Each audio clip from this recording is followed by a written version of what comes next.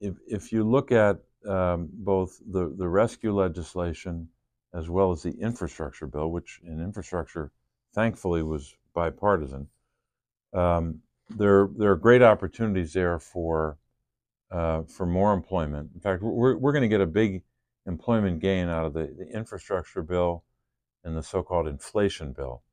Now, the inflation bill was obviously we're trying to deal with climate change and the tax credits, but those clean energy tax credits are creating a lot of jobs because companies they're getting so many layers of tax credits that it's almost too irresistible not to invest. So they're investing, they're building factories, whether it's a battery factory or other factories, to create these new clean energy jobs. So that's leading to employment. So there'll be an uptick in employment just from those bills. But on the workforce end of it, we're at the point, and we still got a ways to go on this, we're trying to reauthorize in the Senate the existing workforce, so-called WIOA, Workforce Investment Act, or Workforce Investment Opportunities Act, WIOA, Workforce Investment and Opportunities Act. We're in the process of updating that. And I think we're a little ways from it, but it'll come through our committee, the Health Education Committee, when we're done with it. But we're not there yet. But it's really technically you should update that law roughly every 5 years to make sure that it's working. In years past, when you had this legislation in place in the 90s, as it was being updated every 5 years. Sometimes you have a workforce investment board in a county or in a community in Pennsylvania, and for whatever reason it might not be working as well. So you try to make adjustments like that, so a lot of workforce development is done at a local level where employers are working with companies in the region and community colleges and workforce training folks, and state government is involved, obviously, because labor and industry has workforce training programs. So it's really just a question of how we end up updating the Workforce Investment Act, but we're not there yet. Well, the first thing we got to do is stop people on the right from trying to privatize it. I mean, they've tried to do this. In fact, my opponent, when he worked in the Treasury Department, was very gung-ho and very positive and advocating on behalf of private accounts. That's what the Bush administration wanted to do. It's a bad idea then. It remains a bad idea.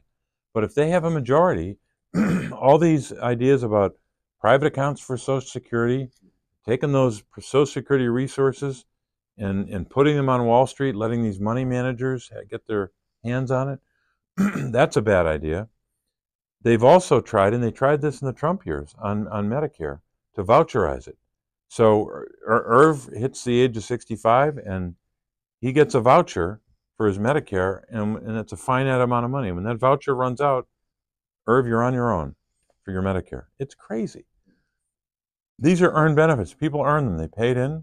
We got to make sure it works. Now, the way that we can stabilize both of them is, again, making sure that the wealthiest are paying their fair share.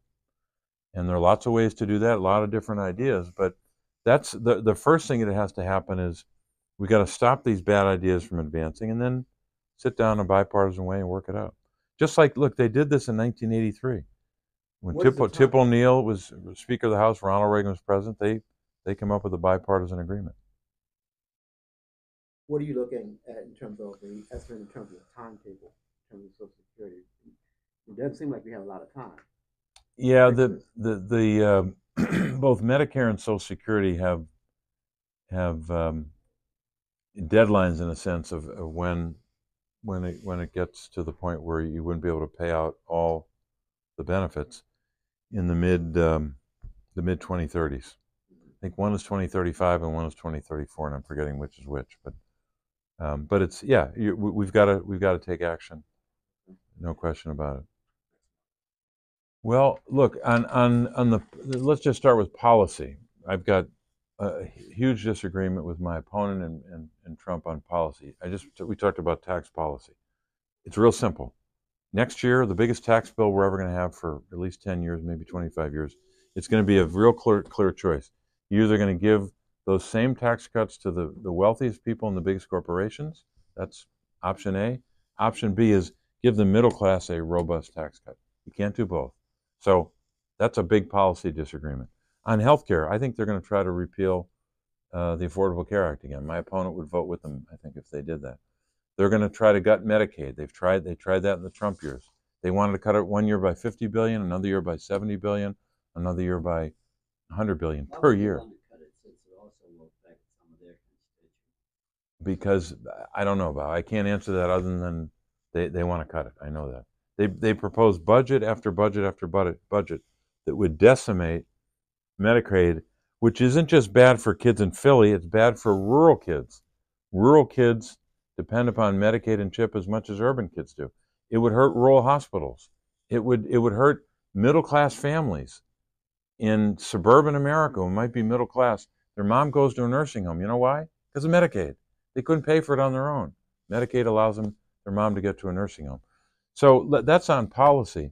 But then when you consider what these guys would do, and I'm not just talking about the former president, I'm talking about all his enablers, the people that are working with him and going to his rallies. My opponent's one of them. Supporting and genuflecting to him. It doesn't matter what he says, doesn't matter what he does, it doesn't matter how radical his policy is, they all genuflect. That's why if my opponent were to win this race, it wouldn't be a Republican majority, a conservative majority. It would be the first MAGA majority in the United States Senate. That Senate would be totally under the control of one person, and it would be the president who would have been elected. But then you get to everything else that he talks about, the conspiracy theories, undermining the elections, talking about arresting his political enemies. Literally said the other day that he either wanted to or would seriously consider arresting Adam Schiff. Arresting Adam Schiff on what grounds? But if you have a MAGA majority and they confirm United States attorneys that are MAGA produced and MAGA certified, you could get a United States attorney to take action against in a way that would be beyond belief, that we can't even begin to think about. So question, I think that the better question is, why would my opponent support all that? Why would he support the policies of this presidential candidate? Maybe someone will ask him that question.